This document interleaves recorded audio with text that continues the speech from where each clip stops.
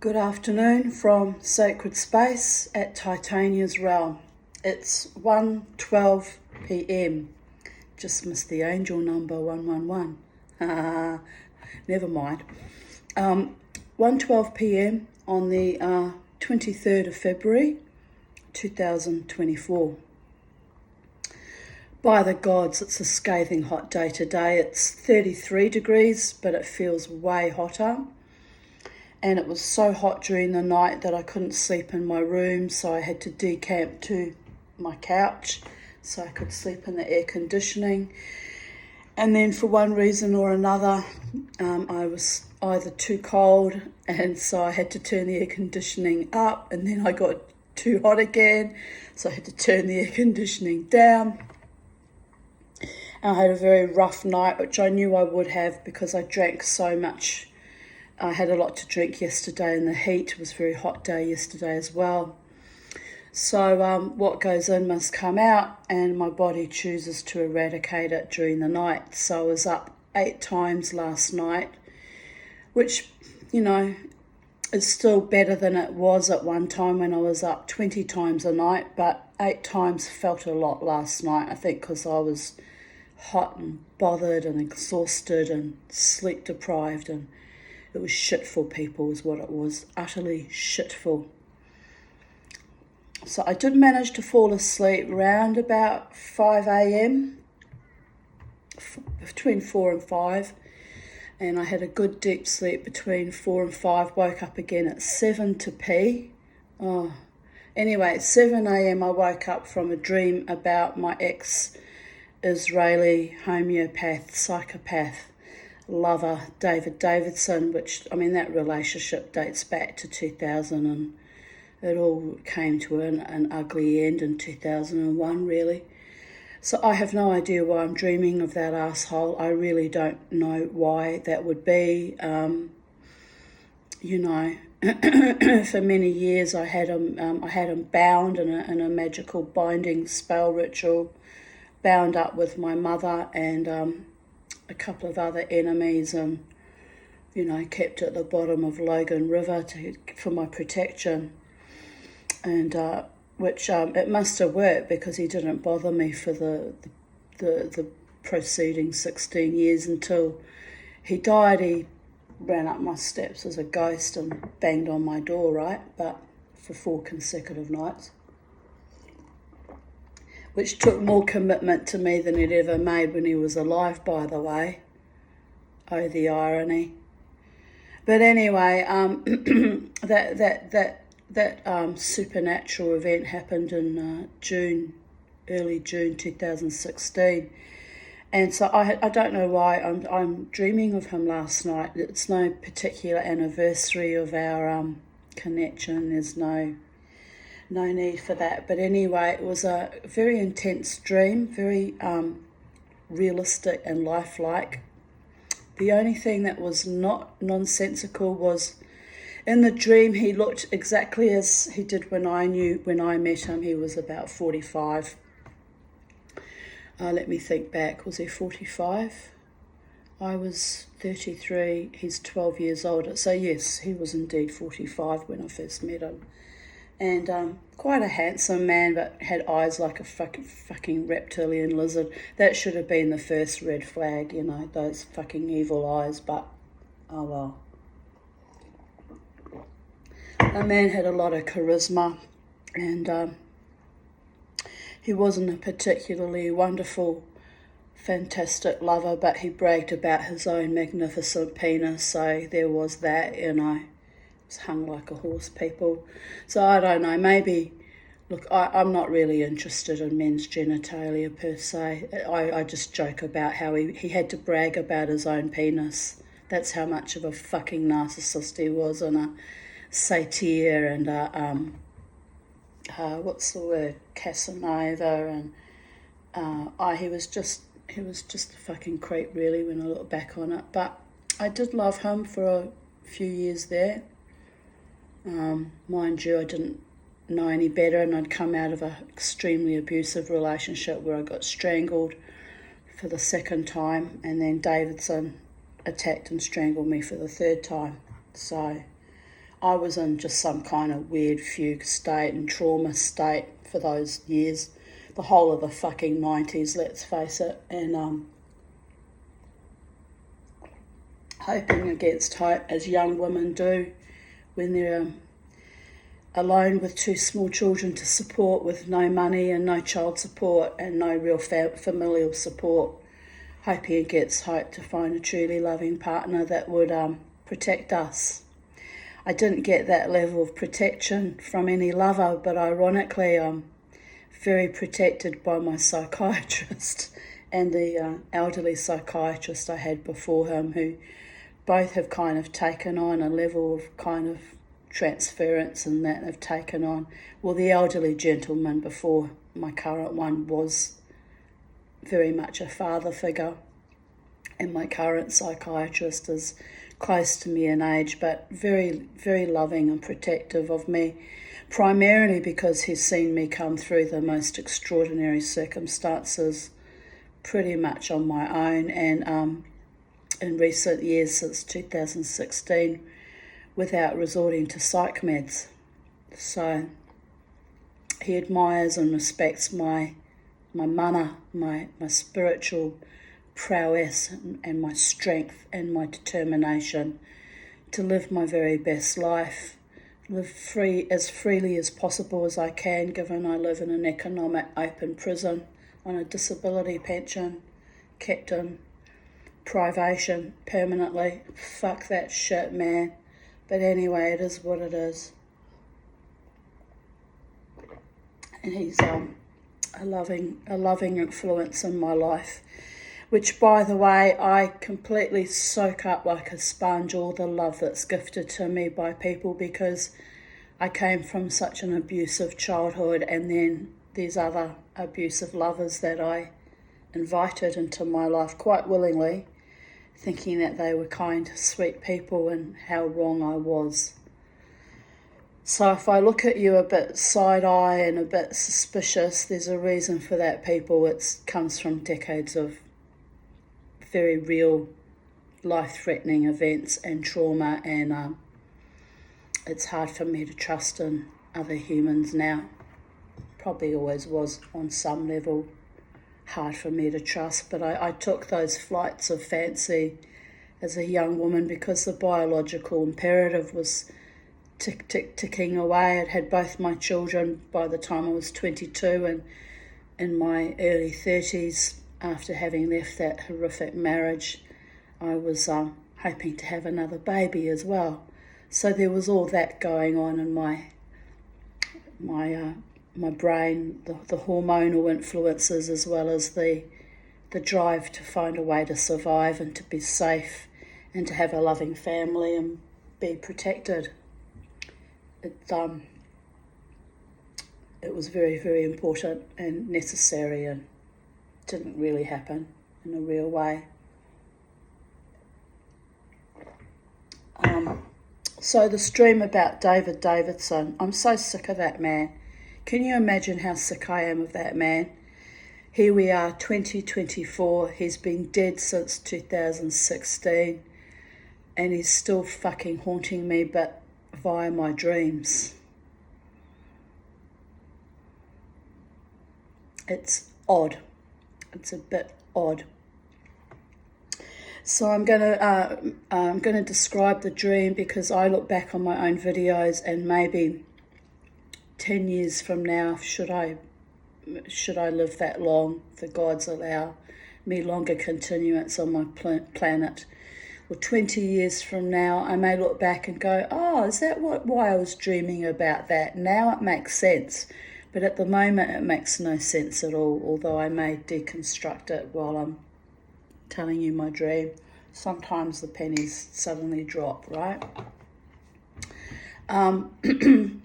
So he's looking at me in the dream, and it was in colour. Part of me could see, his normal skin tones and coloration, his blue eyes and his almondine eyes, but like mine, but his were a little bit more stretched out. And as I said, reptilian.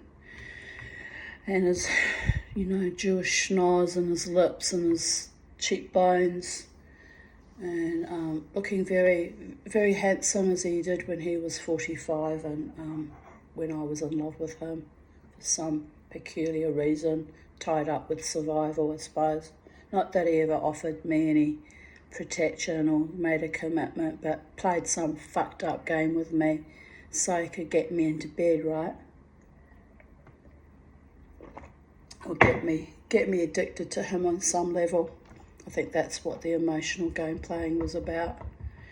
But anyway, in the dream, he's looking at me and he's talking to me. I can't exactly remember what we were talking about, but I'm conscious of that everything was in full technicolor, as if I was watching a movie.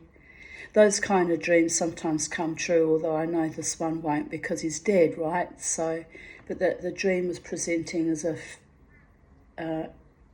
combined with the past, as if I was reliving conversations I was having with him. And he was a highly intelligent man. That was one thing that I found extremely attractive about him, was I could hold quite an intellectual conversation with him. He wasn't stupid, you know. He was bright and sexy and charismatic, and, you know, could be very charming when he wanted to be, when he wasn't being fucking psychopathic. And so I'm talking to him in his dream, and he says to me, "I don't know what you're doing, Tanya."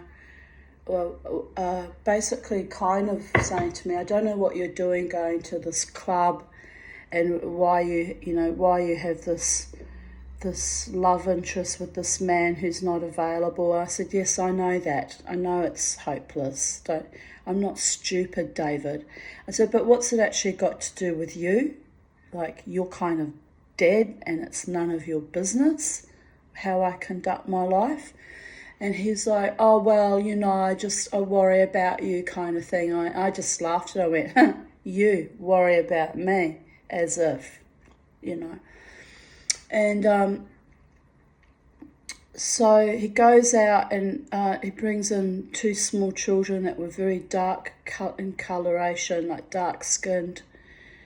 And I happen to know he had 6 children, 3 with his last wife that I don't even want to mention her. They were just so evil, the 2 of them, towards me. But anyway, he had 3 more children with her.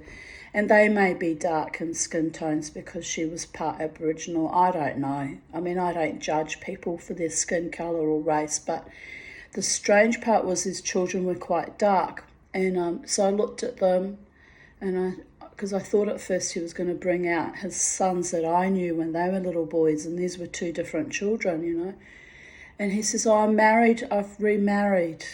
And I went, "Well, how did that happen, David, since you're dead?" So I'm still trying to stick to reality, and the dream's trying to show me a whole new reality, right? Which is a bit unusual in a way. So he says to me, "Yes, I married a woman from Malaya, Malaya, Malaya." I'm trying to think where that is. Is that in Malaysia, or is it in the Philippines, or is it a whole tiny country of its own? I'll have to Google it later, but he made particular point that the name Malaya was mentioned at least 3 times in the dream. So I said, "I will bring your wife in, I want to meet her." "Oh no, she's shy, she's in the kitchen." And then he says to me, "She's black." I said, "So? She's your wife, you've chosen her. What does it matter what skin colour she has?" And he says, "Oh, I just thought you'd be shocked that she's black." And I went, "I'm never shocked by anything or anyone's skin colour." I said, "Why are you even mentioning this to me? It's insulting." And he just sort of looks at me, and then the dream sort of cut out him and I and zoomed in on the wife, who was standing in the kitchen cutting up vegetables, and I only really saw her side on, but she was indeed black and had, black curly hair and shortish hair, and she was sort of hunched over, frantically chopping, and she didn't even turn to look at me to acknowledge me, so she clearly didn't know that I was there. So maybe the dream just wanted to show me that he was, telling me the truth, that his wife is black and from Malaya. And anyway, he stands there. It diverts back to him standing where I think we were standing in his living room. His living room reminded me of his tiny little apartment here that he was living in, and what was the name of it? Kingsford Street or something like that. Anyway, that doesn't matter. The dream is sort of blending past and present and future, and maybe he gets reincarnated and he marries a woman from Malaya. I don't know. It was just so peculiar because it's not at all who he was married to as far as I knew, you know. So, but he's looking at me all lovingly and happy, and, you know, his lightness and his features, and looking really happy to see me and happy to be talking to me. And then basically that's all the dream sort of had to sort of say, was that, you know, him telling me he's remarried to a woman from Malaya and showing me the two children. And so then I kind of woke up at 7, busting to pee. And so I get out of my couch, crawl off my couch and crawl to the bathroom, to the toilet, sit there, and I'm thinking, what the fuck, why am I dreaming of him, and why am I dreaming of this imaginary family he never had? It's odd. But anyway, I decided, as I was utterly exhausted, I'd only had a few hours sleep, to go back and lie down on the couch again. And I thought, oh no, I'm not really comfortable. And it was a bit cooler this morning, so I actually returned to my own bed and slept from just after 7, like 7:20, 7:30 till 11 a.m. And then got up and took my medication for my bladder and my vitamin D, my folic acid, and, you know, put Charlie outside. And it was so hot out in the garden. I've just brought her back in. It's too hot out there. I just thought she's safer inside. And, you know, as you can see, eventually, after about an hour or so, I went and had a shower, washed my hair. So a couple of hours it took me to go and have a shower. I've just stripped my bed and put clean sheets on it, because I like to have clean sheets on my bed for Friday, because I don't go to work, so Friday's like my clean sheet day, so I have clean sheets for the weekend and I can lie there feeling all luxurious. And if I had a partner or a husband and he was working, I'd probably do the sheets on a Monday, start the working week off nice and fresh, right? But I've been liking having clean sheets on my bed on Fridays for many, many years, since I'm a single woman. I can do what I want, whatever, right? So, yeah, so clean sheets on the bed. I'm doing loads of washing as we speak. You know, my little birdie's inside now, and her little boyfriend Bird was waiting outside for her when I came out to bring her in, but she's scared of him anyway, so I brought him in. My laptop's saying, very hot weather, you think? I actually sort of felt all funny before. My skin feels all clammy, like cold to the touch, but inside I'm a river of fire. You know that feeling where you're so hot that you feel chilled? So my nervous system isn't coping, so it's nice being in the aircon. I've got it on 27 though, it's still a bit hot. Might bring it down a bit.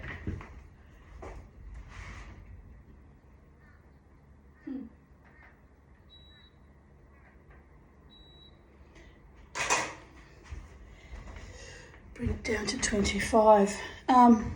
So yeah, I kind of had a bit of a funny turn. I had my eyes was flickering. I thought I was going to have one of my hysterical conversions that I have from time to time. So I've got this dress on, and it's not much cooler because it's a little singlet dress, but it's a very long dress, and the fabric just makes me hot. So I'm sitting here with the skirt part pulled right up, and not giving a fuck, and boiling hot, right? Like the rest of everyone in Brisbane, Australia right now. So that's my story, having not really a nightmare, but dreaming of David Davidson is just bizarre, and he really is a dibbook. I just wish he'd just fuck the hell off, literally, but it's my psyche dredging up. And I wonder what triggered that, actually, because I've been looking forward to going dancing tonight, all being well, that I'm well enough. And I haven't had any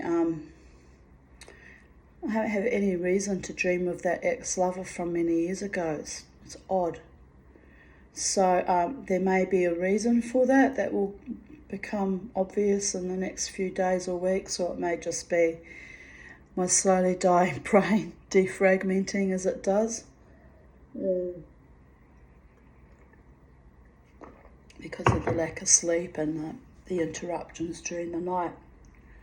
But yes, Malaya, I'm going to Google that later. I'm curious to see, maybe we'll get news of something happening in Malaya, because I know for a fact Davidson didn't marry a woman from Malaya and have 2 children with her.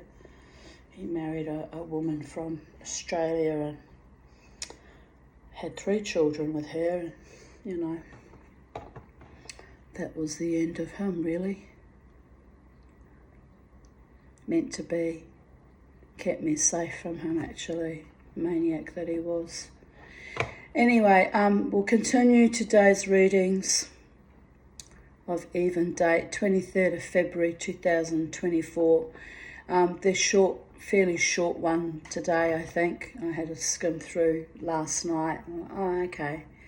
And I sometimes don't bother when there's nothing really interesting or particularly good writing, but I thought we'll keep in the pattern of doing a video a day and using what I've preserved here carefully on Vocal Media, and just keep trotting out my life history. It might help someone, it might not, it might be just, of interest to someone. Who knows? Who bloody knows? So here I post a photograph of my little Beauregard taken in 2017. He holds my leg with his paws. I feel a little smothered, but this too shall pass. And I'd do anything to feel smothered by that little one again. My little boy. But there you have it. He's holding onto my leg and snuggling in. And he often would do that, wrap his paws around my leg or my feet and ankles while I was sitting watching TV or on the couch, or even sometimes when I was sitting outside in the garden. 23rd of February 2023. Today I had a lovely coffee and cake with my daughter at a vegan cafe in Annerley called Paper Moon. It had a lovely vibe there, reminiscent of how the Three Monkeys used to be. It was great to see Crystal too. Sorry, I just feel distraught when I think about it, but never mind. I have to honour the happy memories, right? At the end of our day, all we have is our memory. She showed me photos of her recent trip to Springbrook, of the most beautiful trees enveloped in a mist, low cloud descending on the mountain. Magical. I'm still waiting on my oxygen gas bottle to be delivered to Total Tools so I can go collect it. It's ridiculous how long it has taken, but all good. I guess I can wait, although I have the project of the sterling silver Yoda, so I am champing at the bit to get it done. Wait you must, Tanya, but never forget the Force is always with you. Yes, Yoda, but the mortals are haphazard and incoherent and disorganized. All in time, my lovely, all in good time, smiley face. This is how I ground myself and calm myself down when I'm anxious, waiting for something to happen that was supposed to happen. Took well over a week. Anyway, I have my imaginary little friends talk to me sometimes. Sometimes they're not quite so imaginary, but spirits and angelic entities, so there is that. But it all seems a bit crazy to the uninitiated, but it works for me. Talking myself into mindfulness and calmness and patience. 23rd of February 2022. I just debriefed with my wonderful staunch psychiatrist. I told him, "Doctor, in the last 3 weeks, in the midst of an emotional breakdown over my lawns with bad asthma, bad arthritis, bad bowel issues, and some serious trauma activation, I have managed to not only buy a lawnmower, but also in the past 2 days, even though it felt incredibly hard, to mow my entire property. I realised rather whimsically that I am indeed an incredibly powerful woman. Imagine if I had been healthy all my life and had plenty of money. Why, I would have been dangerous." He concurred. "Yes, you would have been very dangerous indeed." So my task now is to overcome all my limitations, to invite good, kind, soul-nourishing people into my life who support and encourage me and have my back, and to keep blossoming in all my undertakings. All those dirty, filthy motherfuckers that put me down as a young woman, envious of my good fortune of having a family and a freehold home. So envious, they went all out to destroy me with their vicious, false Nazi libels and later strangulations and rapes. Well, the Tanya sends you this missive from the ether and to the furthest reaches of space. Fuck you. My doctor is proud of me for my fierce defiance and inner strength that only the gods can impart to me. I am proud of myself too. I needed a lot of support, which I am grateful for, but I also know that I can achieve the almost impossible by the grace of my gods and by my bright, beautiful, shining and staunch earth angels. Grateful, happy, fierce warrior goddess and or hobbit woman here.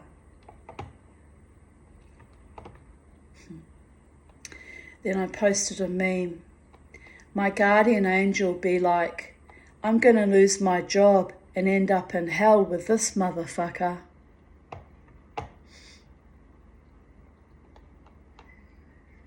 Too late.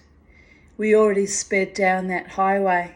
Now we're on the stairway to heaven, on the up and up, although sometimes my angel drags me by the hair.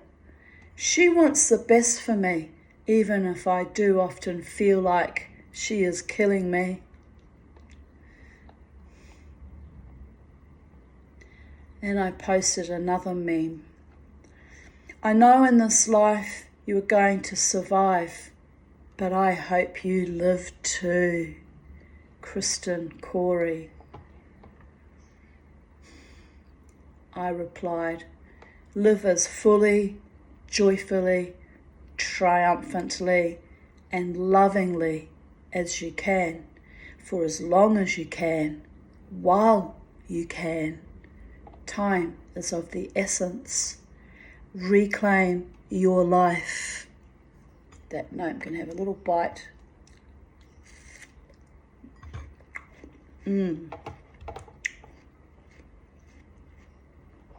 Watermelon is good for the soul.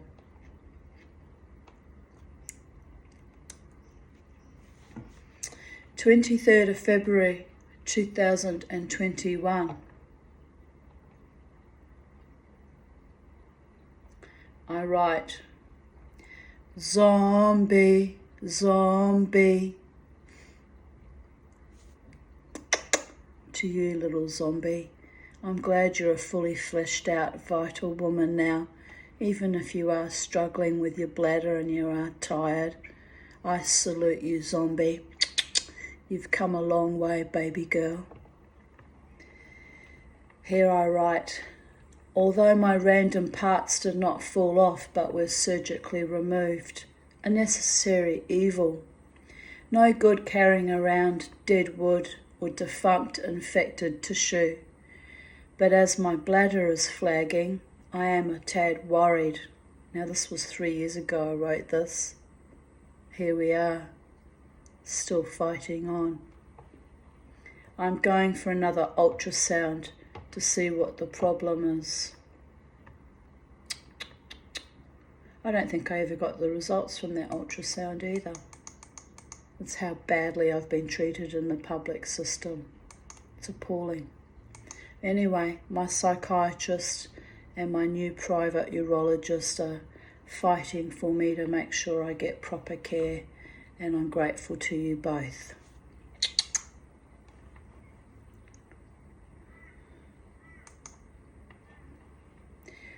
Here's I recorded it here, but I actually wrote that as a review on the West End drumming circles, but I wrote it down here as well. West End drumming circles are a fun, laid-back way to connect with the rhythms of life as they flow through the drummer's hands, the skins of the drums, into the hearts and minds of those in the circle, recalibrating our spirits and flowing with life energy. All bring their joy and energy to the circle, regardless of their level of playing field. It's delightful. Come along and share in the joy.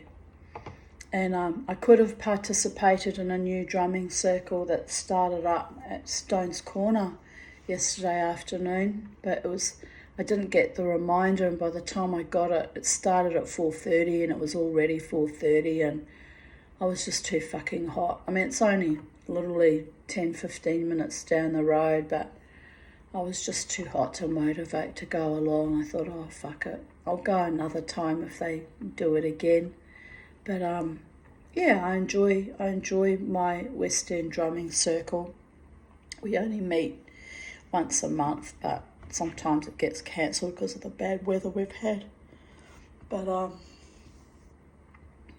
drumming is good fun, is what I'm saying.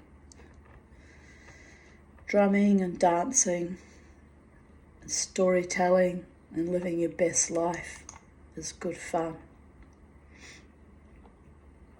1:11 p.m. Magic happens, babies.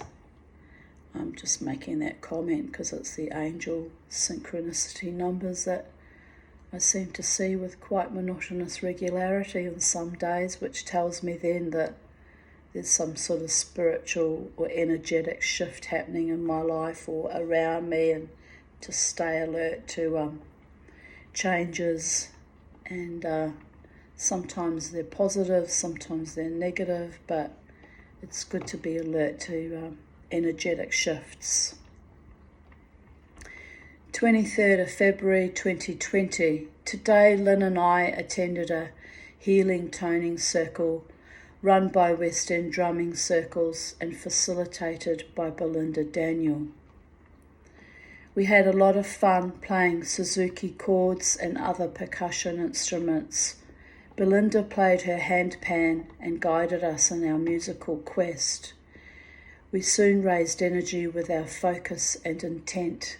It was lovely.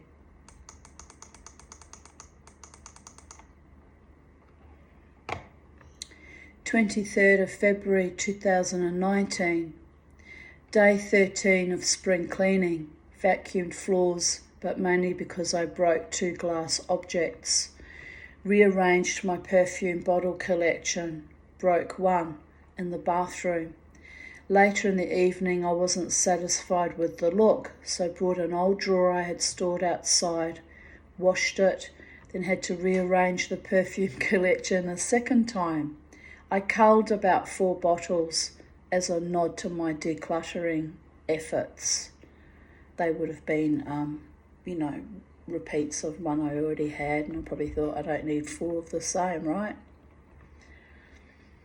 I also spent time in the back bedroom washing the window frames down, black with grime. Tomorrow I will go back in there and take the windows out and scrub them properly in the bath. I can't get them clean enough while perched on the desk, hanging from the ceiling like a fruit bat. Also tomorrow I will mop all the floors. I still need to dust and polish the kitchen. Arg, but I have made a huge progress. My feet are aching again. I should go dancing, but feel exhausted. 23rd of February 2018. Oh, the funny thing, talking about cleaning in the back room of today's even date. Yesterday my new blind arrived, so I had to put up the blind, and oh my gosh, it was so hot in there. Just sweat poured off me, and the timber blind was quite heavy to hold up while inserting into the brackets, and I was literally perched off the desk then. I don't know how I don't fall off and kill myself some days. But I got the job done, and it looks nice having a new blind in there and a bit more privacy when I'm working at my desk. And it was in the meantime, when the other one broke, that the other one was so old I'd got it off the side of the road. So I had to hang a blanket up for a curtain, and I didn't like that. It was grotty, and anyway, we're back in the game. Got a nice blind in there again, which I'm still paying off, but that's okay. Job done. My next thing will be to buy some more powerful fans, to have one in Charlie's room or my studio, one in my bedroom, but I'll just buy those bit by bit. I've been keeping an eye on Marketplace for second-hand industrial fans, but then I'm thinking an industrial fan might be too strong because I've only got small rooms here. So I'm trying to decide which is the best way to proceed, whether I buy an industrial fan or just normal fans. But the little cheapy fans I bought just broke and don't really work, and I'm pissed off about that. So I think I'll buy a fairly good quality fan, even if it's not an industrial one.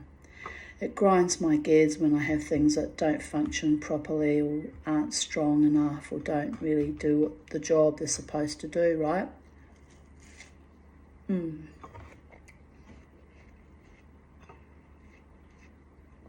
But yeah, definitely need one for my own bedroom. Just so I can sleep in my own room. But it was so hot, I was better off in here last night. It was really bad. We're back to having a heat wave again. 23rd of February 2018.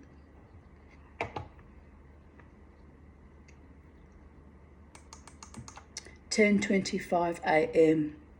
Leg aching again, probably the damp weather, but then it hurt in the excessive heat too. Annoying. I have tried weaning off the anti-inflammatories, as they were only for short term anyway. Week 4 of leg pain. See how I go. Gonna try to manage without them again today.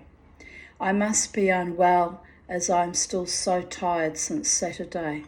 I suppose that dancing 2 nights with a dodgy hip and leg, then being called a pig by that Treasury Casino reception staff member, will make one feel tired, depleted, defeated.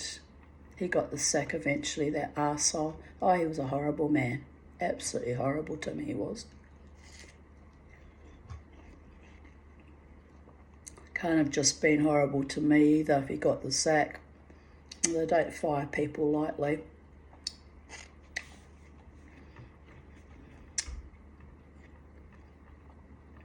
psychopaths everywhere.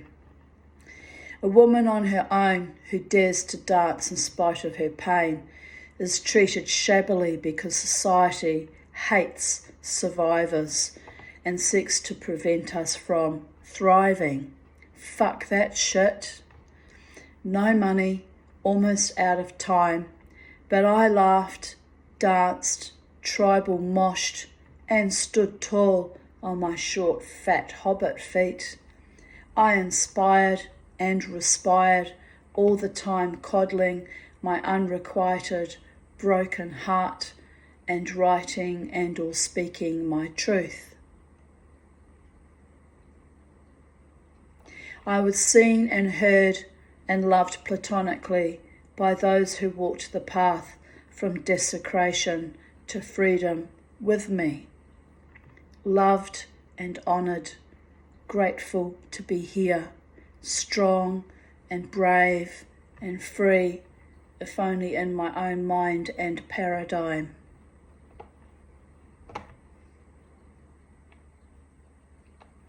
"2:04 a.m, torrential rain. Yay! 23rd of February 2017. I spoke to Crystal last evening. Here is what she had to say about her holiday.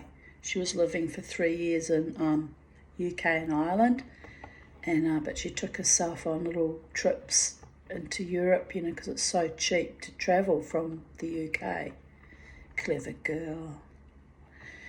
She wrote, she told me, Brussels, boring.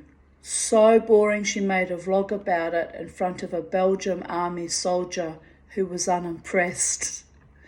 The only statue she saw was of a little boy pissing. The only food shop sold chocolate and waffles, which she cannot partake of as she is lactose intolerant. She did visit a chocolate factory and was offered fondant, but could not imbibe. So the guy in the factory gave her some dark chili chocolate, which was lactose-free and utterly delicious. But when she came to buy it at the factory shop, it was not available. Arg! My daughter and I, my whole family, we really are galloping gourmands. Like, we really are foodies.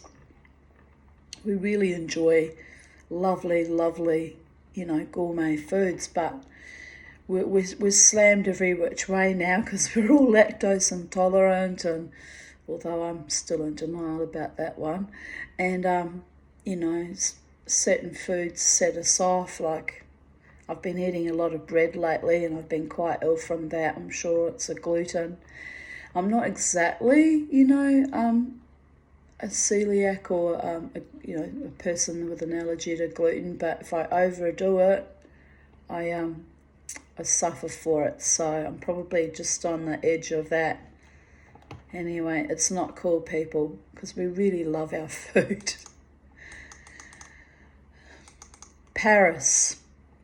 She went to see the cemetery where Oscar Wilde is buried, sang him a song from her show, and thanked his spirit for his support. She finally got to see the Eiffel Tower, even though it was snowing and slushy in her snow boots. She visited Sacré-Cœur, which is beautiful, and went to the part where you are only allowed to go if you pray. My little Jewish girl, who's also a shaman like her mother. She said a little prayer, and you look up into the dome to see the most exquisite angels painted up there. She said she understood how religion could really influence people in such beauty and splendour. She walked down the mountains using MapMe, which was an app she had, and found all the famous artist residences. Renoir's was painted pink, but its garden had a huge wall, so she could not see into it apart from a tree towering over the wall. Knowing her, she would have been tempted to climb the tree, right? because she's like her mother, intrepid we are. She went to Montmartre.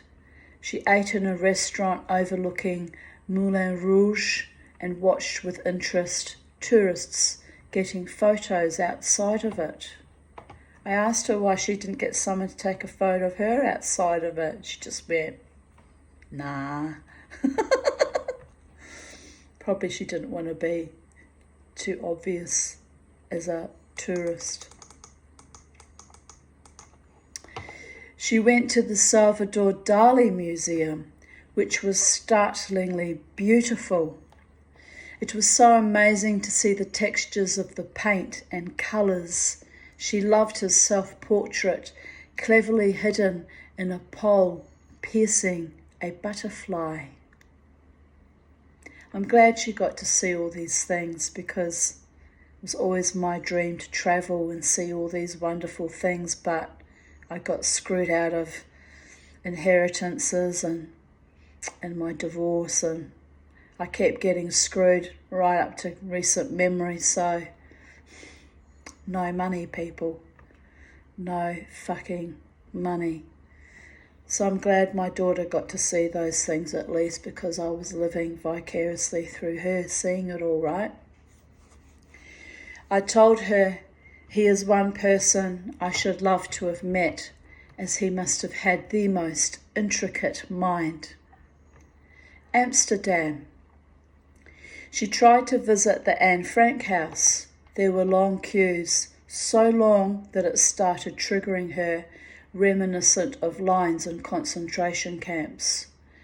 In the long queues, people were jovial and upbeat to the point she felt ill. She felt it was disrespectful of the memory of Anne Frank and what that house represented, so she left. She intends to buy a ticket next time so she can visit at a different hour and avoid the churlish, rowdy, dishonouring crowds, and have a more sobering, respectful experience in the house.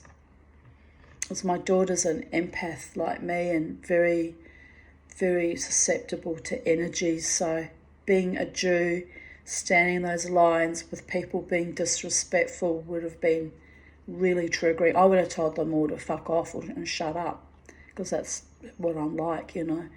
But she just said it was the most awful experience, that how they just acted like that it was just some frivolous, fun thing to do, rather than, you know, seeing a house where people were kept in privation, hidden from the Nazis, and ultimately sold out to the Nazis to their death, right? I mean, how can you go to such a thing and laugh and make jokes and be overly joyous? It's a bit weird, people. I visited another town in the south of Holland and stayed, She visited another town in the south of Holland and stayed with a friend there. When she arrived back in London, she found the street where Oscar Wilde had lived. She had not been able to find the street previously. She took it as a sign that she had made the right decision to head back to London. On the bus, she met up with another young Australian woman, a young filmmaker she had met before. The young woman was heading back to Australia. They had a great trip back to London, sharing stories about their travels. So it's kind of unusual, the synchronicity of meeting someone you've met before from your home country. Horrible acrid, this is me now, we're moving on from that now. Sorry. I do have ellipses in the actual story, but that doesn't come across when I'm reading it. Horrible acrid bitumen or chemical smell filtering through my front windows. Day 2 of this. Must be roadworks on Cavendish Road. How toxic can it be if I can smell it from here, several streets away? 23rd of February 2016. 11:07 p.m. Drinking wine, shredding paper. Ain't nobody got time for that. And my friend Karina Bohm, who I knew from dancing wildly with her for 2.5 years at Irish Murphys, wrote back, I hear you, 11:40, drinking bourbon and silently dealing with bullshit. You go, girl. I replied, lol, yum, bourbon, all I got is clean skin Chardonnay. She replied, I don't mind that, Tanya. Lol, I'm just lucky I've got half a bottle left over from the weekend. Me, I can't afford to be an alcoholic. I think the universe keeps me broke for bad times like these. Not because I'm weak, but because I've been strong all my life, and every now and then I need to bust out a little or a lot. Shoulders back, head high, chin pointed forward, eyes on the future, feet planted on the ground, spirit rising, boobs up and forward. Fuck the evil bastards. They have no idea whom they are dealing with. The universe has our back, front, right and centre. Hold on, honey, we got this. P.S. It is rare that I meet a fellow witch who understands the path and has suffered and overcome as I have done. Welcome. I recognised you the first time we danced at that ignominious shit den of evil, Irish Murphys, I mean. If not for the few good and decent and talented people who basically keep the doors open in that pub with blood, sweat and tears, I would have taken myself away and invested my time more wisely. But there were women who needed us. I did my best. That is all anyone ever can do. Stand tall and stand proud. You rock, Karina. And she wrote back, thank you so much, Tanya. You have no idea just what that means to me. I knew you were on a similar vibrational path as me the first time we met. Also, smiley face. Kiss, kiss, kiss, kiss. And I haven't seen her around in years, and I actually miss her. She was a wonderful woman, just down to earth, salt of the earth, woman of this country, beautiful soul. 4:50 p.m. I just woke up. I felt very unwell yesterday, so unwell that when Crystal Skyped me, I could barely string sentences together. I was weighted down by a heavy depression and exhaustion. Not even seeing her or hearing her voice improved my state. I just felt so lost and abandoned. I cut the call short. I rested a bit longer, then got up and had one of my manic 4th or 5th wins. I shredded up old recipe magazines, cutting out recipes worth keeping and leaving the rest to be recycled. 10 magazines, which I might go and throw them out because I've stored them away all these years, haven't cooked from one of them once. So what's the point in having all that part of me stuff lying around the house? Except maybe one day it might come in handy, but one day might never come. Anyway, I had these mad ideas about keeping all these lovely recipes, and now we have the internet, we can Google everything, right? But then if the internet ever crashes, it'd be good to have the recipes on hand. But then I guess if the internet crashes, we won't have food, we'll be able to cook, and we'll all be fucked. So there is that. Always look on the bright side of life, la la, la la la la la. So I'll have to decide if I'm going to keep those recipes. It's hanging in the balance at the moment. Meanwhile, I watched Netflix. It was soothing to sit and watch shows while keeping my hands busy. The mood was intolerable. Bobo sat under my feet and chewed dozens of the scraps of paper he pulled out of the bag I was putting them in. So he was kept occupied too. It was a lot to clear up off the floor when I finally went to bed at 2 a.m. I put Bobo to bed in his crate at midnight. He loved to help me work on things. He was a real working dog. He probably should have been on a little farm or something like that. But when I was brushing out all the fleece that my friend Lynn's daughter Danny gave me, alpaca fleece and sheep fleece, and I had to card it and brush it and, lay down all the fibres. I've got videos of him where he'd help and he'd have the fleece in his teeth and he'd be shredding it with his teeth because he had observed that I was shredding it and pulling it with the brush. And he was such an intelligent little dog, he thought, oh, well, I can do that too. So he got stuck in helping me. He was a gorgeous little fellow. I miss him so much. Why did he have to die? Like, just why? It's just appalling. Wow. There was no guarantee. The vet said that he would even survive the surgery, and the surgeries were going to be hellishly expensive, and I simply didn't have the money. And I figured if there wasn't a good chance of survival, then why put him through all that agony for nothing, right? But I'm still upset about losing him. There will never be another Beauregard, just like there will never be another Bella Rosa Aarons either. And all my other beautiful doggies I had, like little Jeffy, and he was a foster dog I had, and my beautiful Dalmatians when I was a young woman, they were beautiful dogs too. But anyway, what can I say? The problem with having dogs and cats is, they don't tend to live as long as humans do. Definitely don't live as long, 10, 20 years max.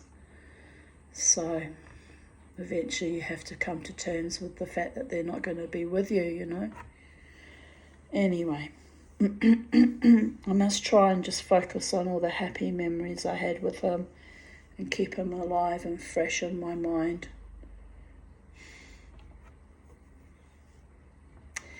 I awoke at 5 a.m, unable to switch off my mind. I had taken my usual dose of 15 milligrams of Seroquel to sleep, but it was not enough, so I took another 15 milligrams.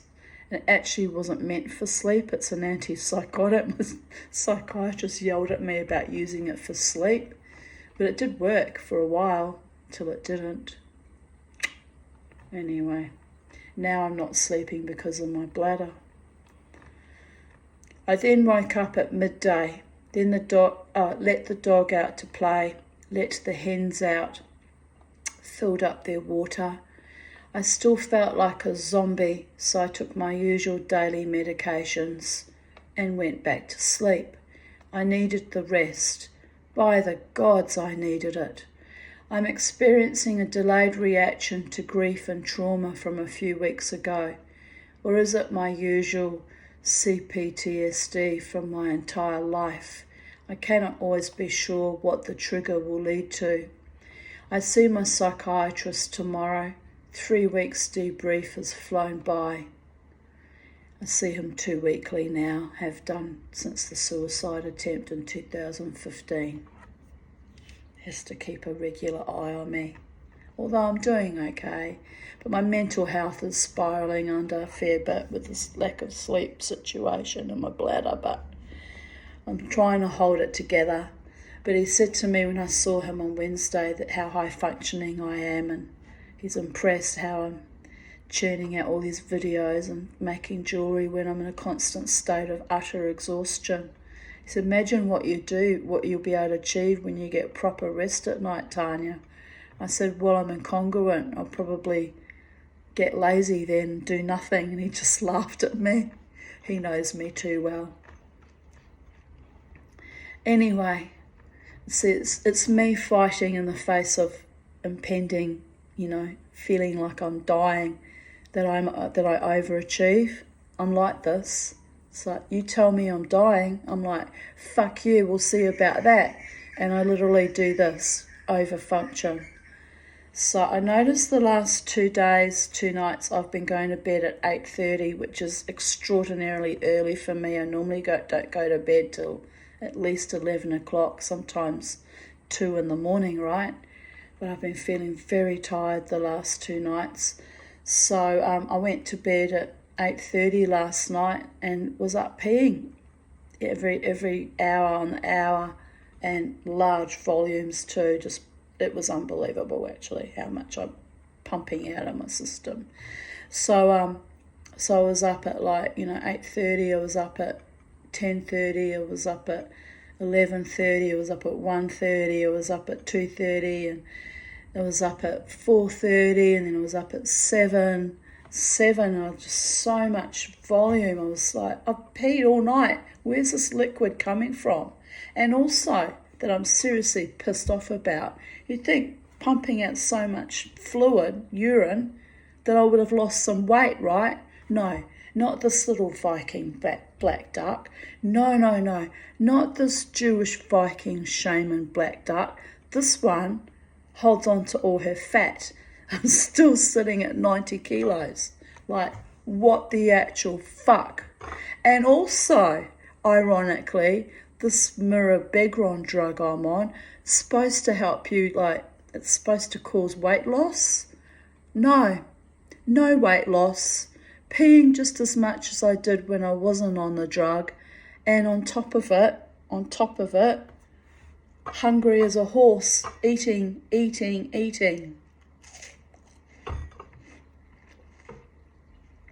So it's not working. I'm not upset about the weight loss. Not happening, but I'm upset that it's not resolving the bladder. Today I've been on that drug for 34 days. You'd think you would have noticed some difference by now. Surely. So it's not happening in a far out way. But I feel tired and foggy, and I'm going to have a nap this afternoon because I want to go dancing tonight. I have to build up reservoirs of energy for the wild mosh. Oh, not with that fat hanging out like that, my God, but you know what I mean. I want to get rid of this too. I'll have to become a real Viking and take up rowing. I won't say it. I was going to say there's another thing that might tone all this and get me some abs, but we can't be going there, darlings. That would involve a regular partner who's decent and honouring and treats me well and enjoys good sex with me and is loyal and faithful. By the gods. Anyway.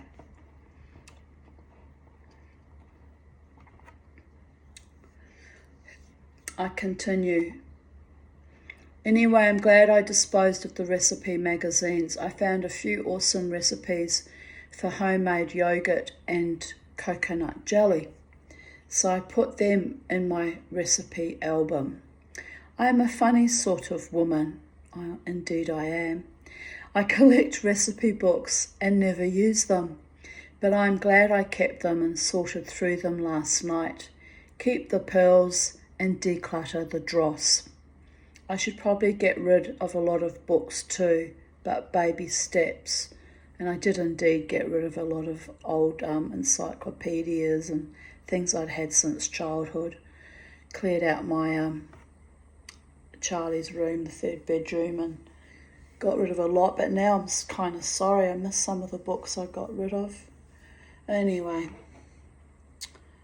the more things change, the more they stay the same. Plus ça change, plus c'est la même chose. And I want to build up my occult library again. Get back magical books. So I will start doing that when I have a bit of extra money to buy the occasional, book on magic again. So it's just good to have that positive, spiritual, life-enhancing, life-affirming energy around, right? 23rd of February 2014. 4 a.m. Woke up. Less than 4 hours sleep. Not cool, as I need way more than that. I was brightened to see some nice spiritual posts. Life goes on, and I truly believe this year is going to be more awesome and interesting than any before. And I have to say, 2014 was a very good year for me. I had a wonderful time that year. The next year I nearly died by my own hand and suicide, and was under constant chronic attack. It was awful, but that was like kind of the, here we'll uplift you and show you what good things, how good life can be before we completely destroy you next year. It was really a bit like that. It was awful, but anyway. I will be 49 in April, so this year I'll be 59. So the past few weeks I have been hammered thick and fast with lots of spiritual synchronicities and closures and revelations. So it's been a great turmoil, but nothing so traumatic as in previous years. Baby girl, roll if you only knew what 2015 had in store for you.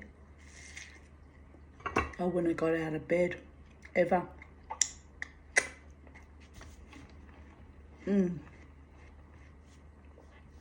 I'm starting to get calmer, stronger, and roll with the knocks better than ever before. That's before I got slammed at every vector of my life the following year by bastards. I love being older. Life is beautiful. What she said. Life is beautiful, and I do love being older. But was I put through the fucking mincer? 23rd of February 2013. Here's a photograph of my daughter, Crystal Natalia Aarons, in her clown costume, her male clown called Lancelot.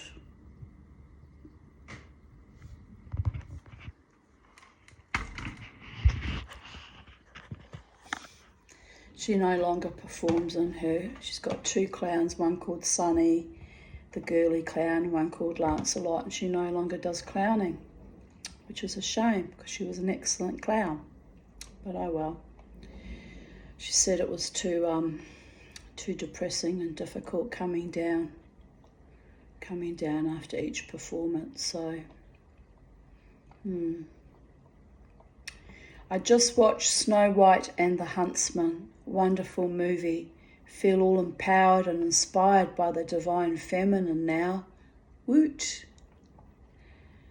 Annette and I had a lovely night dancing at Irish Murphy's. This is back in 2013, people, before it all went to the shitter. Got home around 3 a.m. Now watching Cowboys versus Aliens. We'll go to bed when it's finished, lol. 23rd of February 2012. I came close to being electrocuted by the overhead wires yesterday.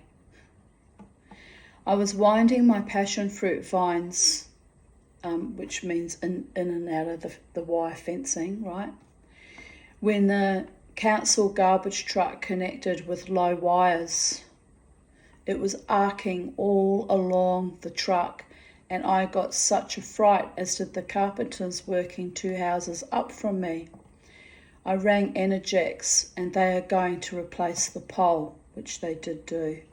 Yeah, that truck driver, if he'd put his hand, and you know how sometimes you put your hand out the window and on the frame of the window of your car, your vehicle, he would have been electrocuted and died. The whole fucking roof of his truck was live. I actually screamed. He's like, "What's the matter, love?" I went, "You're live. Don't touch anything." "Oh shit," he said. Crystal arrived in Bangkok safely. I'm sure she will have an amazing time. Yes, she did. 23rd of February 2011. Wicked the musical. Wicked the musical was fabulous, incredible, thought-inspiring, intensely emotional. I loved the archetypical characterizations and the ancient battle over good and evil. love versus hate, unrequited love versus true love, and all the dances, singing, pardon me, and amazingly talented costume design in between.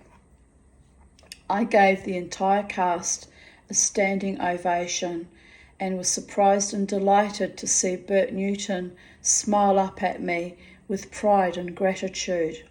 A touch of class, that. The actress who played Glinda also blew Crystal and I a kiss as a thank you. All the actors were magnificent, and I finally understand why Crystal was so passionate about the play and about wanting me to share the experience with her. The lighting was also clever and amazing. I can't say enough to praise it. It was just the thing I needed to enjoy after the devastation of the past few days. Inspiring. I was most impressed by the gorgeous costumes. So impressed, I might try to find the designer to make me a fabulous 1910 type skirt to go with the corset I'd like to have made if, when, how I ever inherit enough money, if only. It would be amazingly beautiful.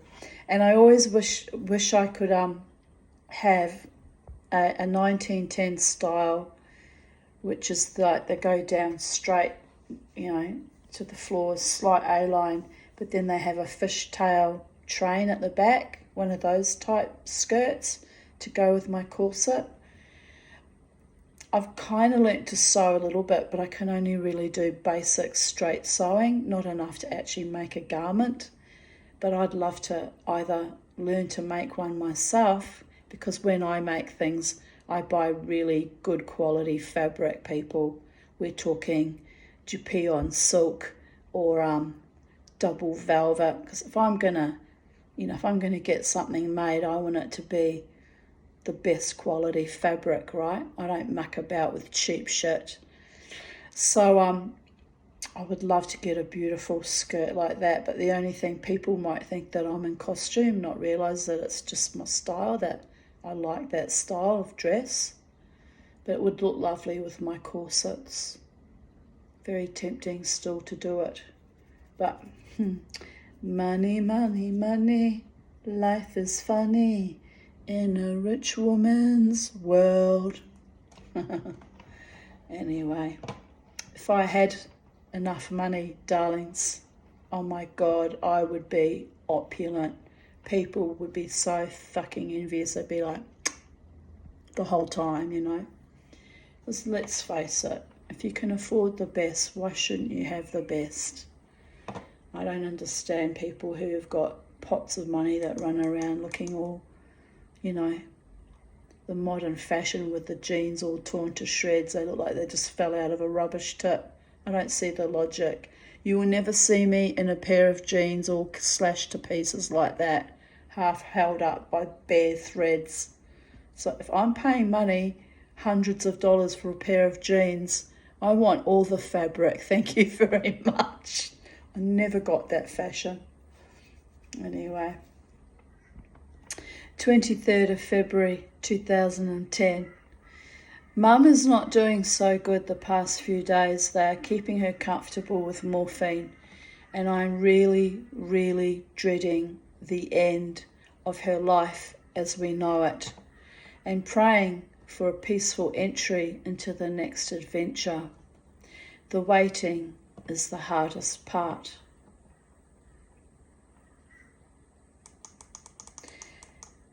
It's so hard when you have a loved one or a family. I can't say she was much of a loved one. She was a monster to me, but she was, after all, my mother.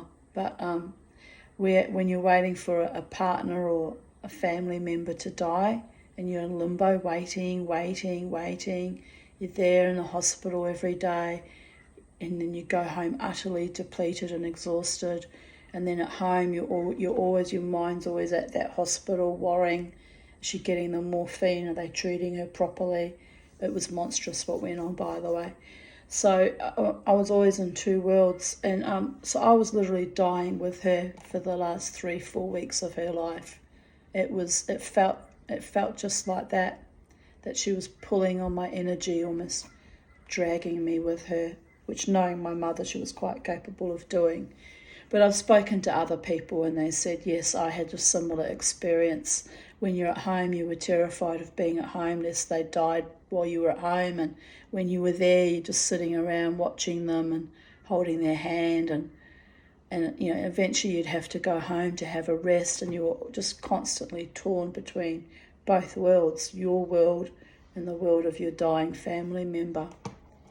It's a very difficult situation to be in, but we will all go through that individually with someone at some appointed time. 23rd of February 2009. I just finished watching the Oscars. Awesome, and I'm quietly waiting for Godot. And thus concludes my readings of the 23rd of February 2024. And as I said earlier, it's Friday and I'm looking forward to my Friday night Oneg Shabbat, dancing wildly, tribal moshing to the hard rock music and flipping my hair around and being joyful and wild and carefree and smiling and singing along and blowing kisses to my beloved friends and being surrounded by other people, enjoying their life and feeling uplifted and joyous. And that is my spiritual and magical practice every Friday night, and has been for many years now. And it is almost a holy convocation, except it involves a few drinks of Jack Daniels and wild dancing and occasionally fending drunk people off me that jump on top of me or just stomp on my feet or do their best to piss me off, right? Hopefully that won't happen tonight. I hate that when that happens. I had a good night last weekend, but I did have to shove one young lass off me. She was so fucking drunk. They always seem to want to writhe on top of me. Like, there's plenty of room, people. Get in your own fucking bubble. Sometimes I turn to them and I say, my bubble. And they kind of, they're demonic ridden, half of them too. They get so drunk that their soul leaves the body and something else takes over, and they get savage. So I'm very conscious of that. So I have to kind of ride that fine line as a witch and a shaman and a Jew, even though I'm out Friday nights. I've realised that I'm not always dealing with human entities but something else, and so I just shoot them a look, and if it gets too bad I have to move away, but I was very grateful and impressed when I did ask for help a couple of weeks ago from one of the security guards, because I had this female and her friend that have stalked me there before, harassed me there before, doing it again, and I just wasn't in the mood to surf it that night. I knew I was about to lose my temper, something severely, and that would not be a good look when I lose my temper. It's a force to be reckoned with, and I do try to keep it contained. So I motioned to the security guard, and he was lovely and diffused the situation, very, very sweetly and kindly. So, but anyway, that was then, this is now. We'll see how we go tonight. I feel like the magic is going to happen tonight, something gorgeous and magical, and maybe I'm delusional and sleep deprived, and maybe some sweet thing happens. Don't know what. I'm not preempting anything. I don't have no idea, but I've been feeling it. I've been feeling it for 2 weeks, really. This feeling of something's going to shift into forward motion. Have no idea what that is. Might just be a message or something someone randomly says to me, or who knows, who knows. But yes, something powerful at play in my life, and I can sense it. Even my psychiatrist looked at me on Wednesday and said, yes, I can see there's something really shifting for you. I can actually see it in your energy too. He's a wonderful man. He's so attuned to me because I've been in therapy with him now for over 13 years, And yes, something lovely is happening for me, but I don't exactly know what that is yet. But if it happens, I'll let you know. I like sharing my life histories with YouTube world, even though at times I look a bit crazy to the uninitiated. But some of you get it and understand what it is I'm expressing and describing and experiencing. So, to those of you who know, my darlings, blessed be. Have a beautiful day in the space-time continuum.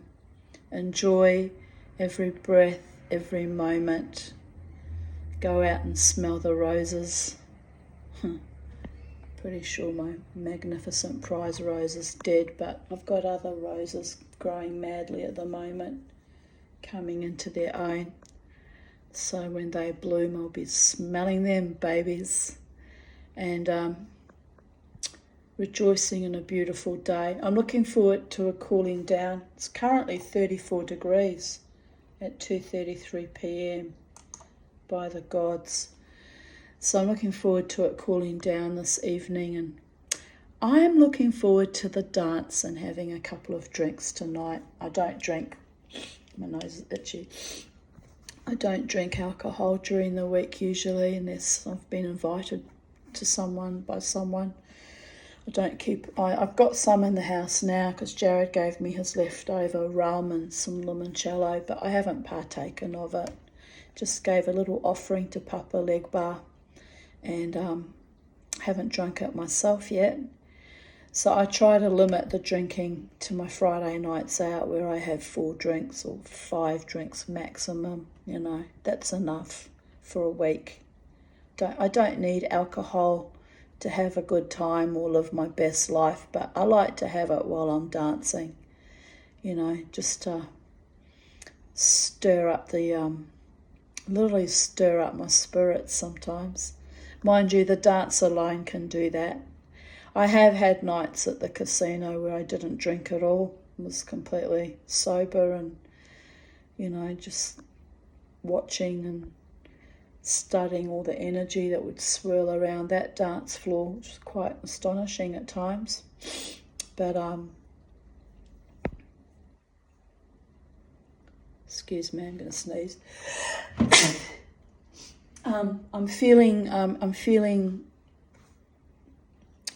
a lot of love that's been flowed to me at the moment, and I don't know who that person is that's flowing me all this love, but thank you, and I'm grateful, and I make sure to share that love out into the world with people I encounter also, because ultimately love is the law and the fabric of the multiverses, and yes, it's soul nourishing and life enhancing and beautiful, especially when it is returned to you in equal measure from someone equally in love with you as you are with them.